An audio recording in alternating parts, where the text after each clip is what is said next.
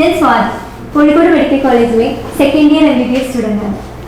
ഞാൻ +2 കഴിഞ്ഞിട്ട് നീറ്റ് ചെയ്തപ്പോൾ എൻ്റെ മാർക്ക് 330 ഒരു വർഷം റിപ്പീറ്റ് ചെയ്ത് എഗെയിൻ നീറ്റ് ചെയ്തപ്പോൾ എൻ്റെ മാർക്ക് 690 ശരിക്കും വലിയൊരു മാറ്റം തന്നെയാണ് ഒരു വർഷം കൊണ്ട് എനിക്ക് ഉണ്ടാക്കിയെടുക്കാൻ കഴിഞ്ഞത്.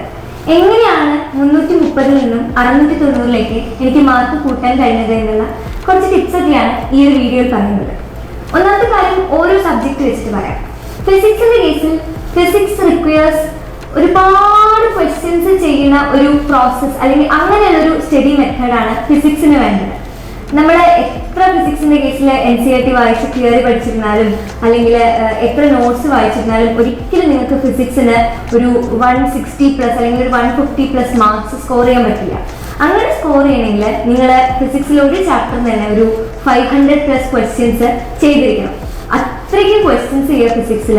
ക്വസ്റ്റ്യൻസ് ചെയ്യുമ്പോൾ പ്രത്യേകിച്ച് ശ്രദ്ധിക്കേണ്ട കാര്യം എന്ന് വെച്ചാൽ, ഇപ്പോൾ ഒരു ഗൈഡ് ക്വസ്റ്റ്യൻ ചെയ്യാൻ എടുക്കുകയാണെങ്കിൽ ആ ഗൈഡിൽ ഇപ്പോൾ ഒരു 200 ക്വസ്റ്റ്യൻസ് ഉണ്ടെങ്കിൽ ആ ഒരു 200 ക്വസ്റ്റ്യൻസ് കംപ്ലീറ്റ് ചെയ്തതിന് ശേഷം മാത്രം വേറൊരു ഗൈഡിലേക്ക് പോവാം.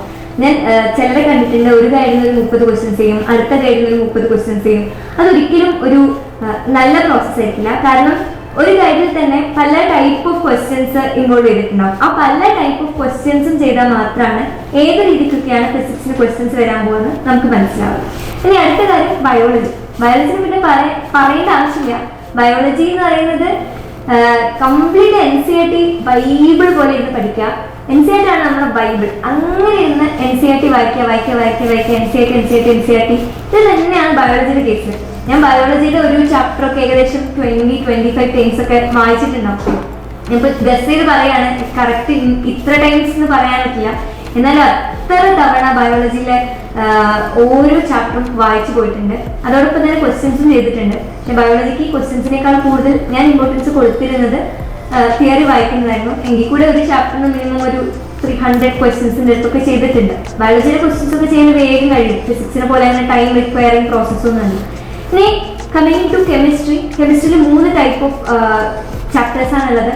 ഒന്ന് ഇനോർഗാനിക് കെമിസ്ട്രി, അടുത്തത് organic chemistry, then physical chemistry. അതിൽ ഇനോർഗാനിക് കെമിസ്ട്രിനെ പറ്റി പറയേണ്ട ആവശ്യമില്ല. ബയോളജി നിങ്ങൾ എങ്ങനെയാണോ പഠിക്കുന്നത്, അതായത് ടെക്സ്റ്റ് ഇങ്ങനെ പഠിച്ചുകൊണ്ടിരിക്കുകയാണ് ബയോളജിയുടെ കേസിൽ, പിന്നെ ക്വസ്റ്റ്യൻസും ചെയ്യുന്നുണ്ട്. അതുപോലെ തന്നെയാണ് ഇനോർഗാനിക് കെമിസ്ട്രി നിങ്ങൾ പഠിക്കേണ്ടത്. എനിക്കറിയാം ഇനോർഗാനിക് കെമിസ്ട്രി പഠിക്കാൻ കുറച്ചൊക്കെ പാടാണെന്ന് വെച്ചാൽ കുറേ വാല്യൂസ് ഒക്കെ ഓർത്ത് വെക്കാനൊക്കെ ഉണ്ട്, കുറേ ഓരോ ട്രെൻഡ്സ് ഒക്കെ ഓർത്ത് വെക്കാനൊക്കെ ഉണ്ട്. വാല്യൂസ് അധികം ഇല്ല, എന്നാലും കൂടുതൽ ഇപ്പം ഓരോ P ബ്ലോക്ക് അങ്ങനത്തെ കാര്യത്തിലൊക്കെ കുറേ ട്രെൻഡ്സ് ഒക്കെ. പക്ഷെ എനിക്ക് തോന്നുന്നു ഇപ്പോൾ കുറേ ഞാൻ പഠിക്കുന്നതിനേക്കാളും കുറേ ചാപ്റ്റേഴ്സ് ഒക്കെ ഇനോർഗാനിക് കെമിസ്ട്രി ഇപ്പം എടുത്തു മാറ്റി തോന്നുന്നു. നിങ്ങളുടെ സ്റ്റഡീസ് കൂടുതൽ എളുപ്പമാക്കി കാണും. അടുത്ത കാര്യം organic chemistry. Organic chemistry text തന്നെയായിരിക്കും അധികവും നമ്മൾ കണ്ടിട്ടുണ്ട്. ടെക്സ്റ്റിലുള്ള ക്വസ്റ്റ്യൻസ് തന്നെ എടുത്തിട്ട് നീറ്റിന് ചോദിക്കുന്നത് പോലെയൊക്കെ കണ്ടിട്ടുണ്ട്. അപ്പോൾ ടെക്സ്റ്റ് നന്നായിട്ട് പഠിക്കുക ഓർഗാനിക് കെമിസ്ട്രിയുടെ കേസിൽ. ആക്ച്വലി ഓർഗാനിക് കെമിസ്ട്രി ക്ലാസ് ഒക്കെ നല്ല വൃത്തിക്ക് കാണണം. കാരണം ക്ലാസ്സിലൊക്കെ നല്ല റിയാക്ഷൻ മെക്കാനിസം കാര്യങ്ങളൊക്കെ നമുക്ക് വൃത്തിക്ക് പഠിപ്പിച്ചു തരും.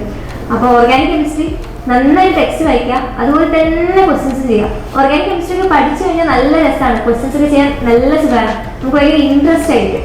പിന്നെ കമ്മിങ് ടു ഫിസിക്കൽ കെമിസ്ട്രി.